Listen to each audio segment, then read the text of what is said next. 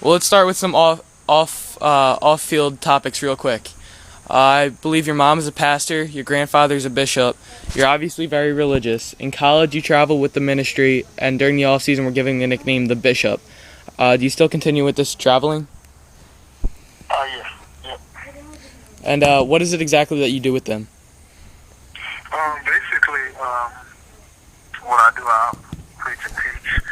Basically, the gospel, man, just spreading the good news of Christ around the globe and wherever I go, and really inspire teens and young people, and even sometimes adults, that life with Him is great. So that's what I do, and teaching young men on how to be men, and the life issues that they face as they grow and as they become men. So those are the things that I deal with.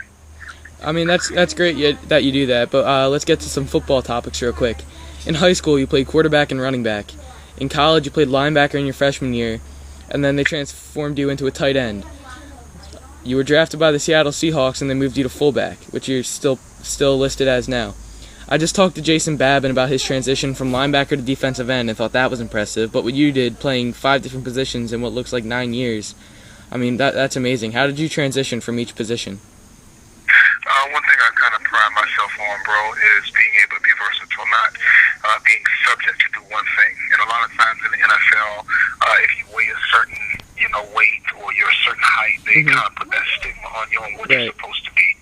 And I chose not to let that happen to me, and I wasn't going to let that be my label. So for me, man, it was more so a transition of setting my mind and being determined that I'm not going to do or be the typical fullback or typical tight end that everybody wants me to be, but take everything I've learned from every one of those positions and apply it to the position that they put me in. Now, which of those positions was your favorite? I really like the running back position. I really do. I like also, I would have to say second behind that would have to be, playing the linebacker position for sure. But yeah, those are the two tops for me. Well, which one was the hardest, would you say? I would have to say none of them were really hard in terms of athletic ability. None of them were hard to learn. In terms of understanding the concept of defense and offense, both of them were pretty difficult at some point in time because it's not just about knowing what you do, but it's about knowing what everybody does. Exactly. Now, I believe you're still currently a free agent. I want to know, would you go back to one of the different positions, linebacker, defensive end, quarterback, running back, if it helped you sign a deal? I would prefer to stay where I am in terms of the fullback, running back role. I really would prefer that because, of course, my career has been that. Right. I think when you're transitioning in the NFL from one position to another after you've played 7 years at one, not saying the transition is going to be totally difficult, but it will be somewhat near difficult, so to speak. Right. So, injuries, they've hurt your career a bit, no pun intended. You suffered a high ankle sprain in 2006 and tore your ACL in 2010. The Eagles recently released you due to a failed physical. Can you fairly use injuries as an excuse? I'm sorry, what was the question? So, you've had a lot of injuries, especially the one in 2010, you tore your ACL. The Eagles just recently cut you due to a failed physical. Can you fairly use these injuries as an excuse?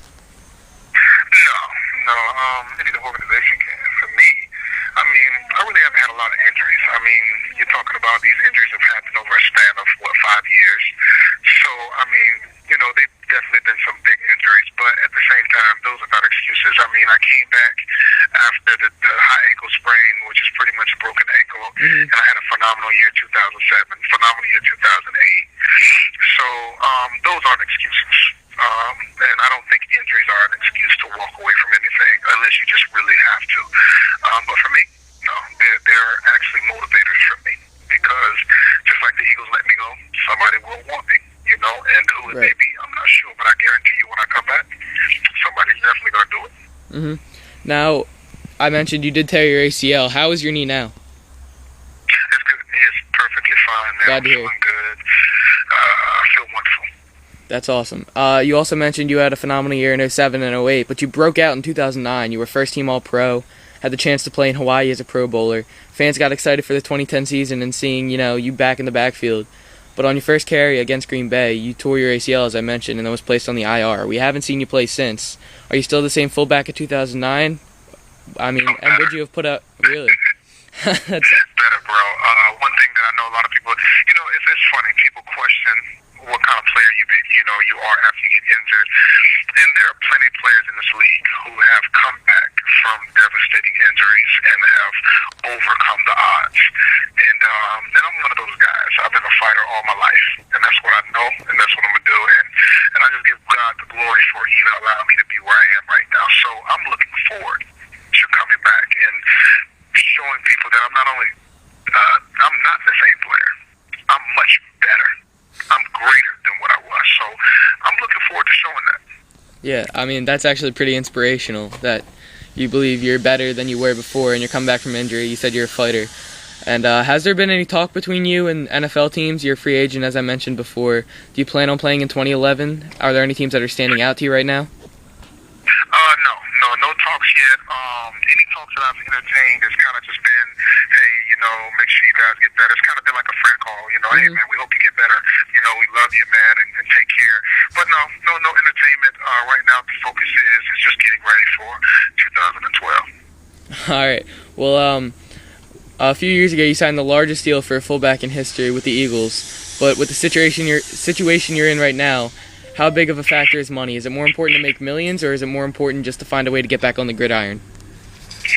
Right now, it's important to get back on the gridiron. The millions will always be there. Mm-hmm. It's just a matter of showing up and playing. Now, I mean, you haven't played. You got hurt in 2009. You haven't played in a while.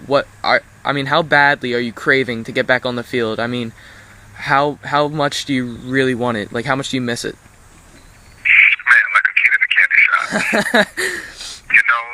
Just put me in the shop and let me go wild. I'm telling you, man, I'm looking forward to it. It's almost like trying to tame the Tasmanian devil. When you let him loose, you better watch out. That's all I can say. Now, just a final question. I just got to know, what is it like to be an NFL player? It's great, man. It's an awesome chance to meet a lot of people, to develop friendships for lifetime, develop business relationships. On the end of being a star or being somebody that people look up to, that's also great because you have the influence to, help younger people who are watching you sometimes change their minds because they're at the brink of suicide or maybe a critical decision that they have to make. And on the family side of things, you're able to provide and do what you love to do. And I think when you have those things combined in one, man, it kind of makes life a little bit easier to live in the sense of I'm doing what I love to do. I enjoy my friends that I'm doing it with, and I also get to, go out there and inspire people. So I think those things make me being, and any other player, I believe, make us love what we do. Yeah, I mean, it's got to be the dream, getting paid to go out there and play the game you love. It's every kid's dream. It is, man. I know a lot of people think we're overpaid, but I tell you what, I wish 15 fans would even think about trying to do what we do, who are running their mouths. I wish they would, because it would show them that not everybody, they don't have 1,500 guys in this league who are considered the top athletes in the world for no reason. Just like you don't consider the top guy of Wall Street or the top guy of the stock market. He's not there for no reason. Right. He's there because his expertise and his talent and his ability to be able to create opportunities is limited to where he is, and that's why he's in that position. And it's the same thing as NFL players. It's only select few guys out there who are able to make this league. There are very select few who are able to make All-Pro. There are another select few who are able to be in a Pro Bowl.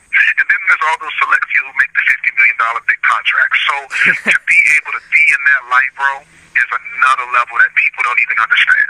Yeah, and real quick, and then I'll let you go, and I want to thank you for doing this. I'm a Philly boy, big Eagles fan. I know they just cut you, but what are the chances of you coming back to Philly? We miss you here, man. Man, I will come back anytime. I mean, whatever they want me to do, I'll do. They already know how I am. Regardless how things ended up, I understand it's business as well. So, man, if they want me to come back, brother, I'll hop on that Eagle train in a minute, man. I'll be ready.